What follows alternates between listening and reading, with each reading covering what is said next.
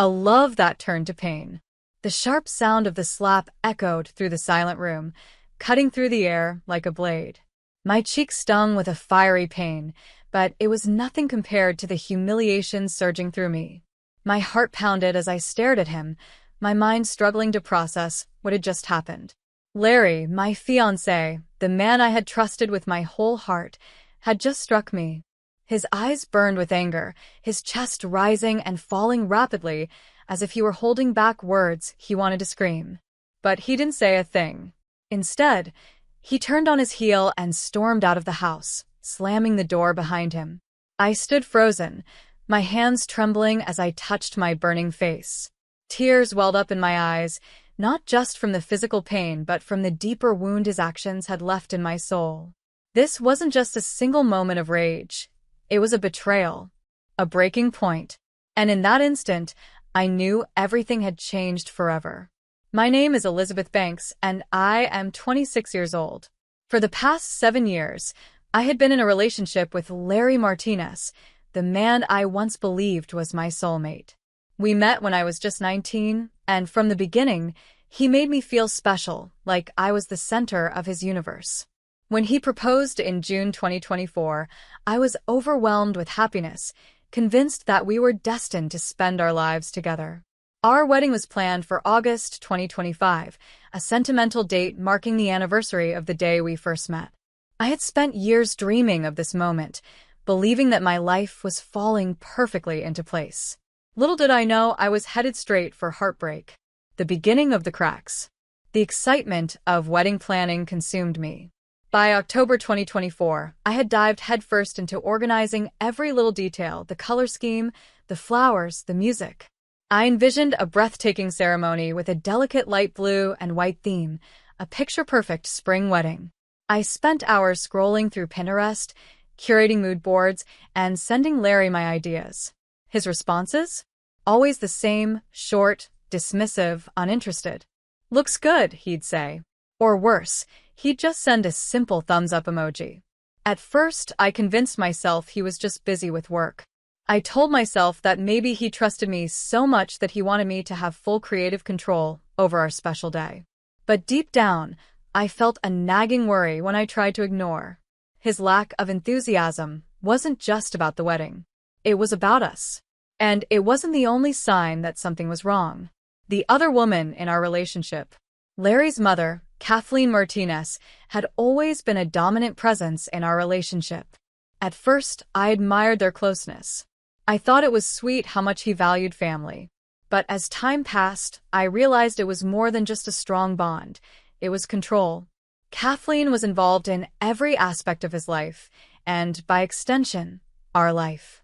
She called him multiple times a day, giving him advice on everything from what he should eat for lunch to what kind of car he should buy. But what hurt the most was that Larry always listened to her over me. Every decision that should have been ours as a couple, where we'd live, how we'd spend holidays, even small choices like picking out furniture, was run through her first. I became the outsider in my own relationship, the third wheel in what should have been a partnership between two people in love. I should have seen the warning signs. But love makes you blind. The breaking point. Looking back, I don't know exactly when Larry started changing. Maybe he had always been that way, and I just hadn't wanted to see it. Maybe it was the stress of the wedding, or maybe it was something deeper.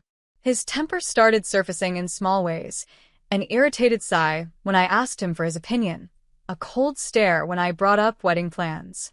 Then came the sharp words, the cutting remarks, the way he dismissed my feelings like they were nothing. And then the slap. That single moment shattered every illusion I had about our love.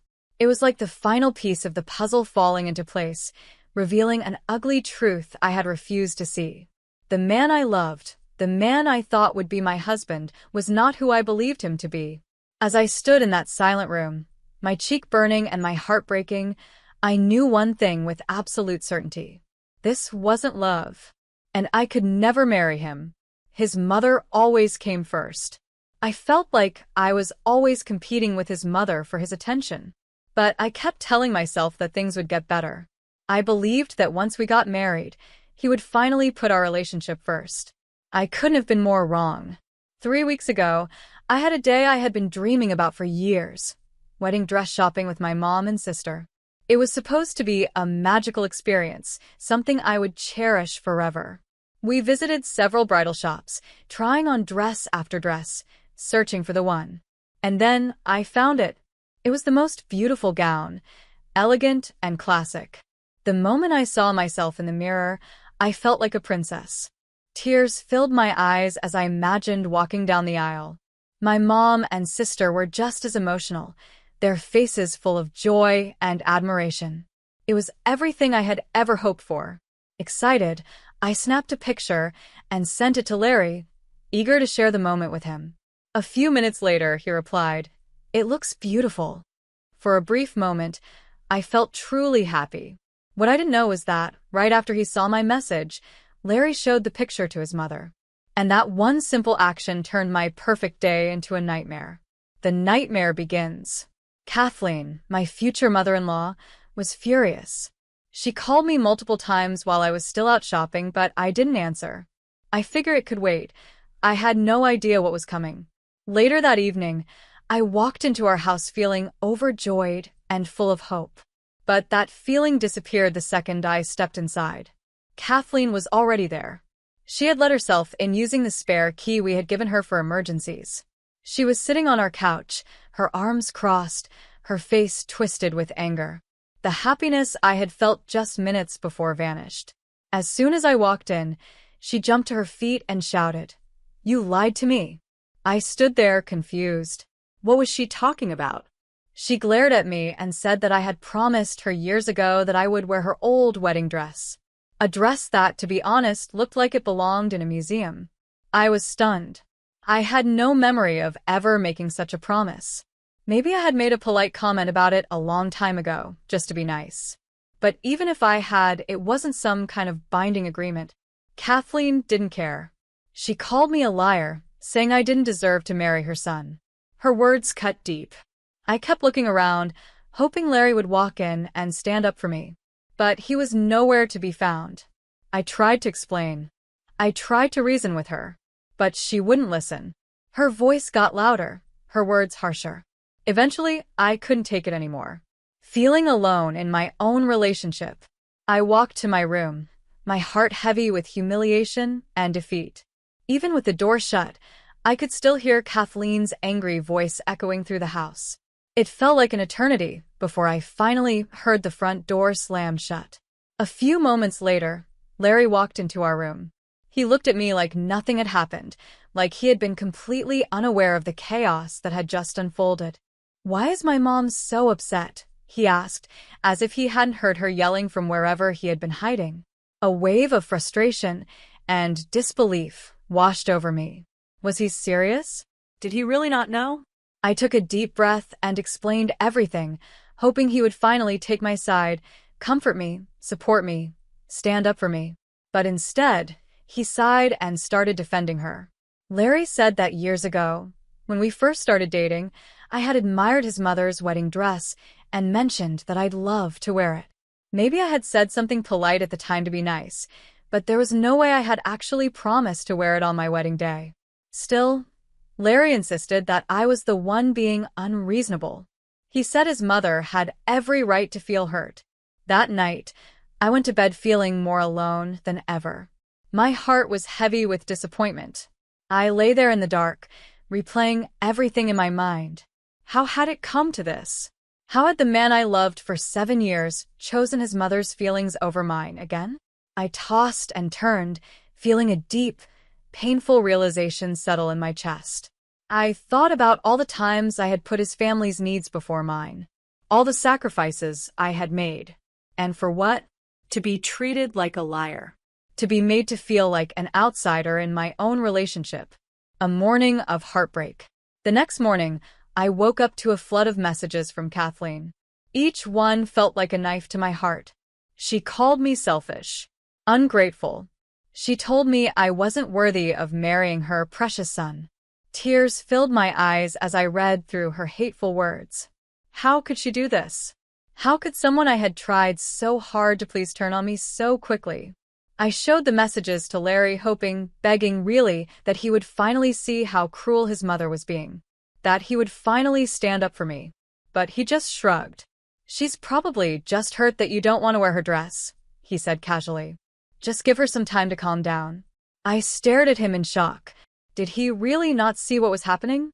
Kathleen wasn't just hurt. She was trying to ruin our engagement. She wanted to make me look like the bad guy. I felt anger bubble up inside me. This wasn't about a dress anymore. It was about respect. It was about support. It was about having a partner who would stand up for me. And it was painfully clear now, Larry was not that partner. I tried one last time to make him understand. I told him, "This is our wedding." But deep down, I already knew the truth. It would never truly be ours. The moment everything fell apart, I should have felt beautiful and confident in the dress I chose. After all, it was my wedding. To make peace, I even suggested compromises, wearing a piece of Kathleen's jewelry or using fabric from her dress in my veil. But none of it was good enough. Larry refused to budge. He insisted that I either wore the entire dress or I was ungrateful. To him and his mother, it was all or nothing.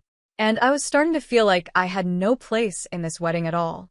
A battle I couldn't win. The days that followed were filled with tension and endless arguments. Kathleen continued her mission to turn people against me. She sent me cruel messages, spreading lies about me, and even reached out to some of my friends to turn them against me. And Larry? He did nothing to stop her. If anything, he seemed to agree with her more and more. He made me feel like I was the problem. Like I was the unreasonable one for wanting to wear my own dress at my own wedding. I felt like I was losing my mind. The final conversation. Then came the moment that changed everything. The tension between Larry and me had reached a breaking point. I knew we needed to have a serious conversation, one that would decide if our relationship was even worth saving. That evening, I waited for him to come home. When he walked in, I was ready. We sat in the living room, and I poured my heart out. I told him how hurt I was, how unsupported I felt, how his mother's constant interference was tearing us apart. "This is supposed to be our wedding," I said. "Not a chance for your mother to relive her past." But instead of listening, Larry got defensive. "You're overreacting," he snapped. "This is about family. The wedding isn't just for us. It's for them too." His words felt like a slap in the face. At that moment, I realized just how deep his loyalty to his mother ran. I took a shaky breath and asked, "Larry, are you marrying me or your mother? Because it feels like you're more committed to her than to us." That question set him off. His face twisted in anger. He started shouting, accusing me of being selfish, of making a big deal out of nothing. I felt my heart breaking all over again. I looked at him and said the words I never thought I would. "I'm seriously reconsidering this engagement. I can't marry someone who won't stand up for me." Instead of hearing me out, he rolled his eyes and dismissed me, like I was throwing a tantrum. His indifference hurt more than I could describe. I turned to walk away, hoping to end the argument before it got worse. But then it did.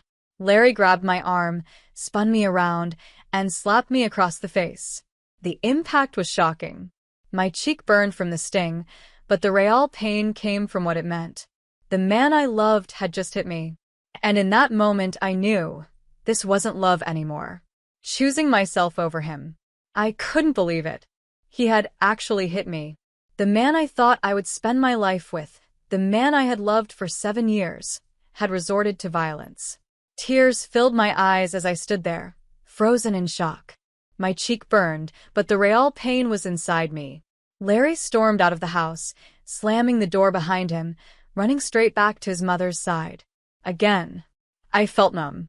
The slap itself didn't hurt as much as the emotional betrayal. This was the final line he had crossed, and there was no going back. Walking away for good. I knew I had to protect myself. With shaking hands, I grabbed my phone and called my sister, Janet. She came over immediately. The moment she saw the red mark on my cheek, her eyes filled with anger and concern. She pulled me into a tight hug, holding me like she could shield me from all the pain. "You're coming with me," she said firmly. I didn't argue. Together, we packed a bag. I knew I couldn't stay in that house another second. My relationship with Larry was over, and I had to make sure he never hurt me again.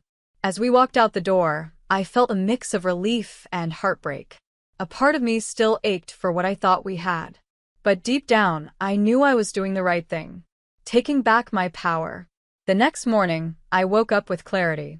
I knew what had to be done. With Janet by my side, I went to the police station and filed for a restraining order against Larry. I provided photos of the red mark on my cheek. I showed the toxic messages from Kathleen, proof of the mental and emotional torment I had endured for so long. The process felt both empowering and heartbreaking. It was surreal, standing there, taking legal action against someone I had once loved with all my heart. But I had no choice. I had to protect myself. Once the paperwork was filed, I made the difficult but necessary calls to cancel the wedding, turning pain into strength. The first call was to the venue. I braced myself for the worst, but to my surprise, they were understanding and kind. They allowed me to transfer the deposit to another event. I decided to use it for something better, an early birthday party. Something to celebrate my freedom and strength instead of mourning a relationship that was never meant to be. The caterer, however, wasn't as understanding. I lost part of the money, but at that point I didn't even care. All that mattered was that I was finally free, letting go of the past. And then there was the engagement ring, a symbol that had once meant forever. Now it just felt like a burden. Larry refused to take it back, claiming it was a gift. But I didn't want it. I wasn't his anymore. And I was never looking back, turning pain into something good. I decided to sell the engagement ring and donate the money to a domestic violence shelter. It was a small way to turn something painful into something meaningful. It gave me a sense of closure, knowing that something that once symbolized heartbreak could now help others in need. But even with the restraining order, Kathleen wasn't done. She went on a smear campaign, using social media to spread lies about me. She called me a selfish, ungrateful bride who had broken her son's heart. She even reached out to some of my family members, hoping to turn them against me. But my family and true friends saw through her manipulations. They stood firmly by my side. It was comforting to know that I had people who believed in me and supported my decision. Larry's desperation. Larry, on the other hand, was a mess. One moment, he was begging for forgiveness. The next, he was blaming me for everything. One evening, he even showed up unannounced at my new apartment. Tears streamed down his face as he pleaded for me to take him back. Seeing him, the man I had once loved, now standing before me as a stranger, made my skin crawl. I had to threaten to call the police before he finally left. And that moment only made my resolve stronger. There was no turning back. Finding strength in my support system. To move forward, I leaned on the people who truly cared about me. My parents, who had been furious when they learned what had happened, helped me move the last of my things out of the apartment I had shared with Larry. They also offered to cover any legal fees I might need, reminding me that I was not alone. Some of my friends were incredibly supportive, always checking in on me and making sure I was okay. But not everyone understood.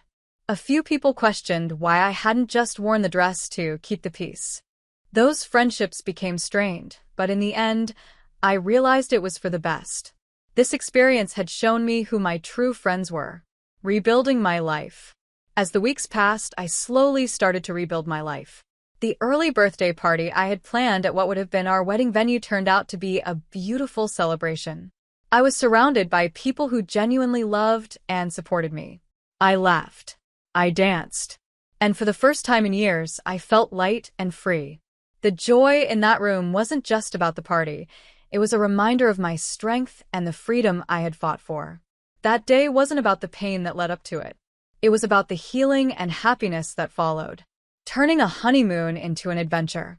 Instead of letting the honeymoon trip go to waste, Janet and I decided to go together. We flew to London, a place I had always dreamed of visiting. What was supposed to be a romantic escape turned into an unforgettable sister adventure. We walked through the charming streets, ate delicious Italian food, and had deep conversations that made me feel whole again. It wasn't the honeymoon I had once imagined, but it turned out to be exactly what I needed. A different kind of love story. The trip wasn't what I had once imagined, but it turned out to be exactly what I needed. A journey that celebrated love and resilience in a new, but equally meaningful way. When I got back home, I focused on healing. I started therapy, where I worked through the emotional scars left by my relationship with Larry. It was hard to face the truth, the red flags I had ignored, the compromises I had made, and the self-worth I had lost along the way. But each session helped me understand myself better. I learned to trust my instincts, to set boundaries, and to recognize that I deserved respect and love, things I would never settle for less than again. Letting go for good. Over time, Larry and Kathleen faded into the background of my life. Once the restraining order and our mutual no-contact agreement were finalized, Larry's desperate attempts to win me back finally stopped. Kathleen's smear campaign also lost steam. People saw the truth, and her lies no longer mattered. Then, something unexpected happened. Larry's father reached out to me privately. He apologized for everything, admitting that he understood my decision and wished me well. It was a small gesture, but it meant more than I could have imagined. Surrounded by real love. Through it all, my family remained my rock. My parents, who had been furious about the slap and everything I had endured, never wavered in their support. My true friends stood by me, showing up in ways that I will always be grateful for. Of course, some people didn't understand why I had taken such a strong stand. Those friendships faded away, but I realized that was part of the healing process. I had learned to surround myself only with people who lifted me up, reclaiming my power. The engagement ring, once a symbol of hope and a future, had become a painful reminder of what I had survived.